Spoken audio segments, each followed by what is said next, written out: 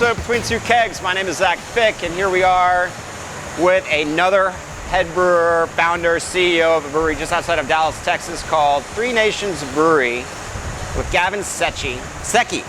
Gavin Secchi. 2 C's in his name. He's going to tell you a little about his venture into his brewery and what he does and where he came from and what he plans on doing in the future. Before I go any further about that, I'm going to introduce my guest, Gavin. Gavin, welcome to the show. Thanks for being here. Yeah, thanks for having us. We got Jovie with us today as well. We'll get to her in a second, but yeah, thanks for coming out. Just I guess a quick aside about the brewery. We had our 4-year anniversary on May 29th this year. First batch we brewed was actually a GPA back on May 29th of 2015. And 4 long years or short years later, whichever way you want to look at it, it's been probably 4 of the longest years of my life, and it's also gone by so quickly. Here we are. And, you know, things have changed in the craft brewing industry. You know, we'll probably get to it at some point, but innovation is driving, you know, increase in sales. And, of course, with some of these things like Untapped and Beer Advocate and, you know, people's constant want for new beers and new products and innovative products, it's really important to evolve and you know, do some innovative things. So that's kind of I think the thing a lot of breweries are chasing, but also, you know, things are cyclical. There are certain brands that we do that were maybe a cool thing back in the mid to late 90s, and they're kind of making their way back now, and we'll kind of get to those in a second. So, well, it's interesting that you bring up, you go straight into the topic of innovation and what's going on in the industry. And, you know, me being in the industry for over 10 years and starting with Miller Coors outside of Denver and then coming in and working for a small craft brewery, innovation is key. You know, distribution is key.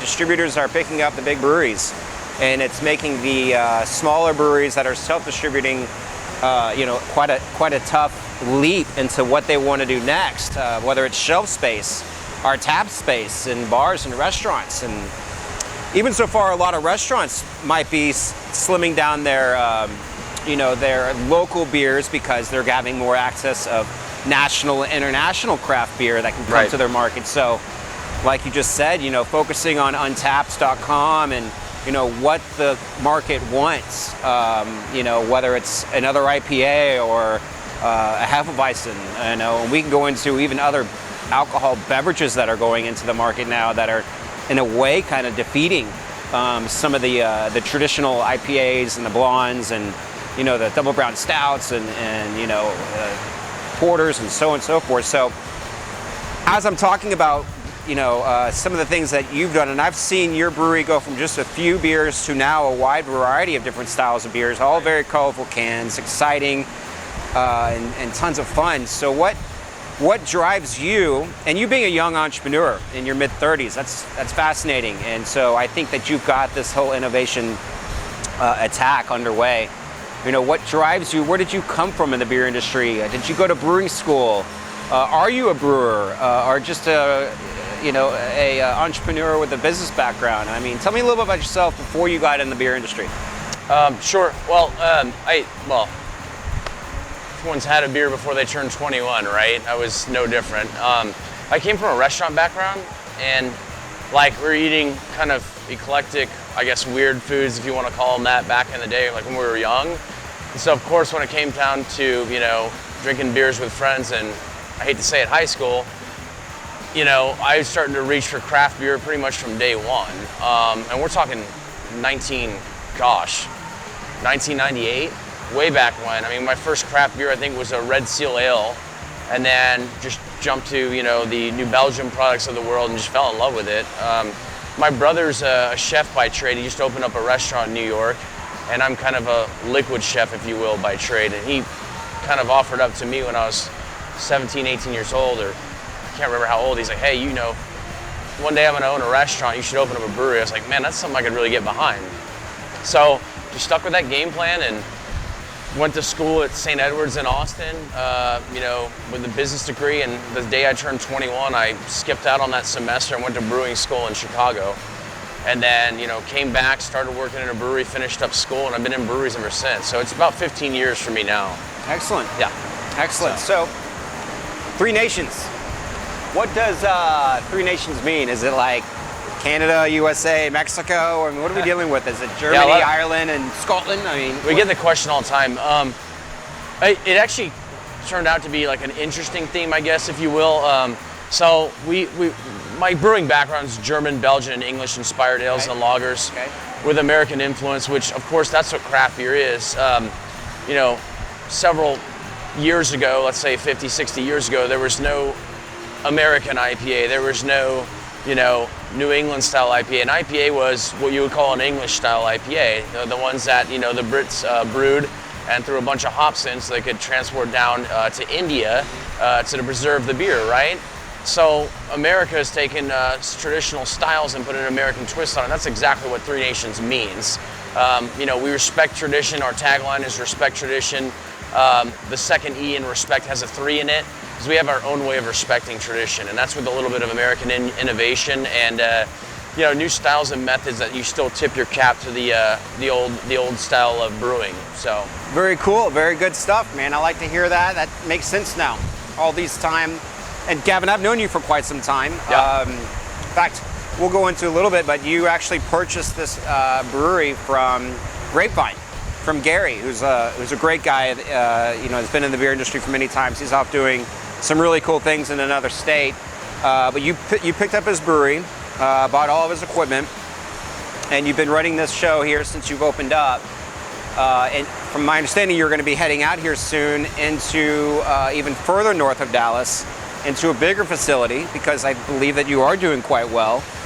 So tell me about what your plans are the next 6 months to 12 months. You're going to be leaving this 7,000 square foot facility with your crew in your 30-barrel brew house, and you're moving where? And tell me how you're going to do that. So yeah, we're moving just a mile and a half up the road on Denton Drive to downtown Carrollton. So there's a nice big historic 45-foot tall shed behind a restaurant called Cane Rosso over there. And we're taking over that spot and putting in an air-conditioned tap room and an air-conditioned event space. You know, growing out is not really the idea when we move there as far as production goes. It's growing up. So right now, I mean, we've got 7,000 square foot. We are moving to 12,000 square feet, which sounds all fine and good, and you've got 5,000 extra square foot. But as you know, things get small quick. So what we want to do is go up with tanks. So you can put 120s in. Exactly. 120s in there. Exactly. Okay. Yeah. So that's kind of the game plan. And you know, with the way that things are going right now, I mean, jumping from 60 to 120s, I mean, and you know, 30s to 120s or whatever it is. I mean, that's a good sign of things to come. I will say this though, and we've had strategic conversations with all of our business partners, great guys that helped me get into this place, you know, just 4 years and change ago. You know, we don't want to just sell all of this smaller equipment off, because what we do see value in is the limited release of beers. Right. And I'll give you an example, Zach. Like just this Friday, we're canning our Christmas ale for release in July 1st, which is on Monday, and it's a Christmas in July.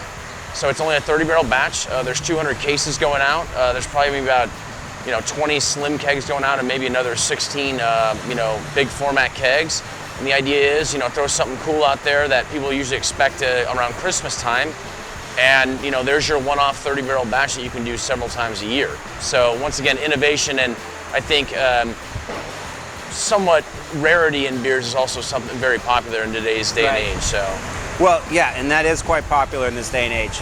What the market wants. There are the large craft breweries that have been around for 20, 30 years that certainly have their flagship beer, Fat Tire being one. You can pick that up virtually anywhere in the world. But they also are doing one-offs, because I think the market wants new flavors, a new brand, a new concept to talk about if they're sitting at a bar. So something like Christmas in July is pretty fucking awesome. And doing a small batch of it just to keep, from my background, which is marketing, keep people talking about your brand. Yeah. So hats off to you on that. Hey, thanks. And you better open that. You better open that beer. It is early in the morning, but it doesn't matter. Cheers, then drinks. Cheers to that. So you got your dog, Jovie. Jovie, yep. Bon Jovi.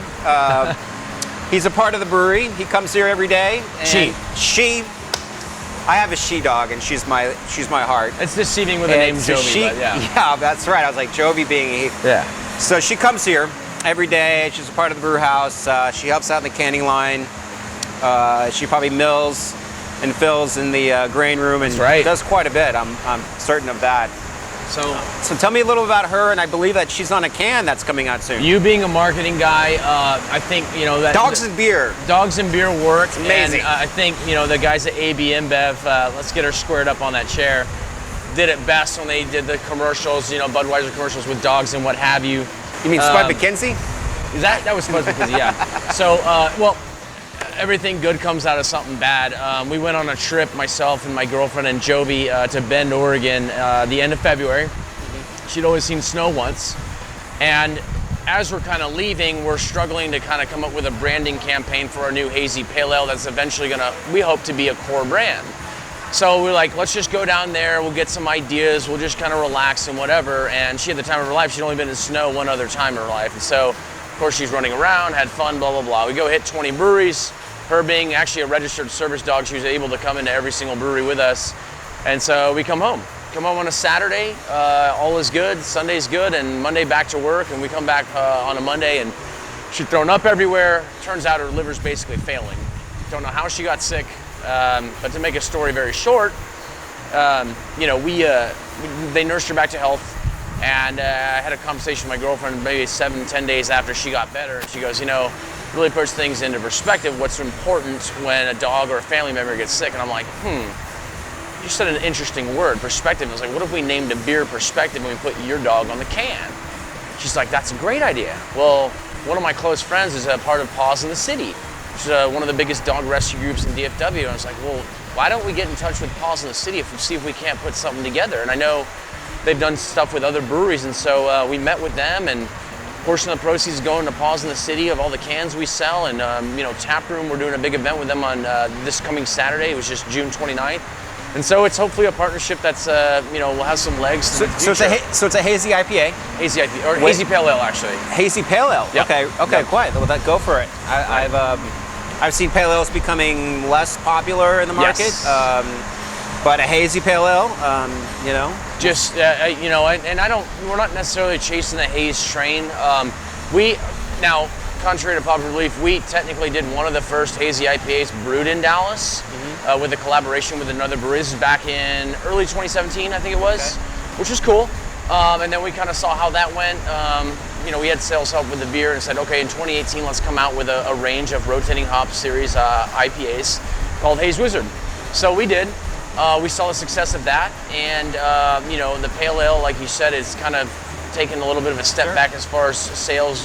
There's no growth in the style anymore, but you're seeing the hazy stuff really taking a climb. Yeah, absolutely. So we talked to some of our other friends and that share the same portfolios and distributors in other states, and they were saying, you know, hey, you know, our hazy pale ale selling 3-4x what our regular pale ale is. It's like, all right, let's take a real stab at this.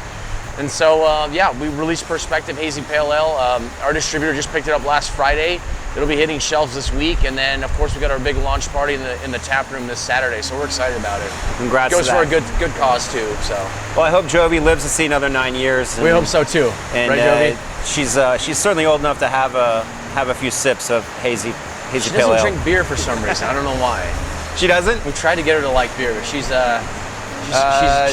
doesn't drink beer, I guess. My dog does, not porters and stouts. She's only one, so I probably shouldn't be talking about this live. You got time to teach her then. But she does definitely like to have a beer a little bit.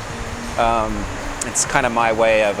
I'm not yet putting her on CBD, although I hear dogs do enjoy CBD oils and pills and gummies and what have you. It's another story. So. Anyways, well, you know, Gavin, I've known you for a long time, since you've got into this industry, and seeing you at beer festivals has been great. We share a lot of mutual friends together. Yeah, totally. You've got a solid following in the industry. Some of the guys that I know that are in the business world do come to your events. They help out at the brewery events and the festivals, and I see some of my buddies pour beers for you at some of the larger Texas festivals, which I think is awesome. And I wish you all the best with your move. I know that's not easy, especially bringing all your equipment and hopefully maybe we can actually get some footage of you actually going from here to just a mile and a half down the road. Yeah. I'll carry the pillows if you need some help from the couches over here. Any extra set of hands helps, man. And that's great. I mean, we'll obviously have like some footage of us moving and tanks and those time-lapse videos and whatever. You guys want to come back out when we move out there? I mean, we're kind of shooting for, I think, September-ish time frame. It's always a moving target, of course, because there's so many different things that depend on, you can't do A before, you can't do B before A, and C before B, for example. So it's a moving target right now, but excited for it. The stress is going to be coming soon. And the second we shut down the brew house, it's pick up the brew house and the boiler, and then slowly empty our fermenters and bright tanks, and then mad rush to get it all hooked up. I think the good thing is we've planned it pretty well. We want the place to be more or less as close to as finished as possible before we ever picked anything up, because then we want to limit the amount of surprises there are with the move. And I think if we wait for everything to be outfitted as much as possible, that'll cut down downtime. So, but well, anything else you want to tell that camera right there? Tell the audience, tell them the locals, the internationals, the nationals. Yeah, well, just in general. I mean, it's just this is a blanket statement, and I'm sorry, but thank you guys. Support local beer. Yeah, support local beer. Thanks for supporting us. I honestly think I know if we didn't have the local community, we wouldn't be anywhere near where we are. And as far as what's coming from us, I mean, more innovation. Unfortunately, there was one seasonal that we did have to cut this year because of building up inventory of the core brands. But once we get to our new spot, Zach, we've got a 3-barrel system there, so look for new stuff from us all the time. Exciting stuff. 3-barrel. Yep, that's gonna hopefully defines innovation in the industry. Oh right yeah, now. yeah. So that'll be my kind of baby when we move there, and so new beers all the time, and then it's a great test market. The tap room is to see what works in the 3-barrel system, see what doesn't in the tap room, and then what works, you go and put it on the scale and put it in cans and kegs, and then hopefully the sky's the limit. Yeah. So, well, good stuff, and it's been a pleasure being here. Talking to just a young brewery, a young brewer, a young group of good guys and girls that are being a part of the innovation of 2019 and beyond. So, one last thing, I got to mention all the guys here and all the business partners that help us get where we're at right now. I mean, my job's so much easier these days because we got smart people working here and helping me out on the production side. And then as far as this move and raising money and all the business logistics, huge tip of the cap to my business partners. They're just fantastic. They're older and wiser and smarter than me. So thank you guys. Thank you. And again, thanks for coming out, Jovie. Good girl. I'm glad you're back in all good health. And we're going to stick around and have a couple beers this afternoon. And until next time, enjoy between two kegs, and we'll go from there. Cheers. Cheers. Nice.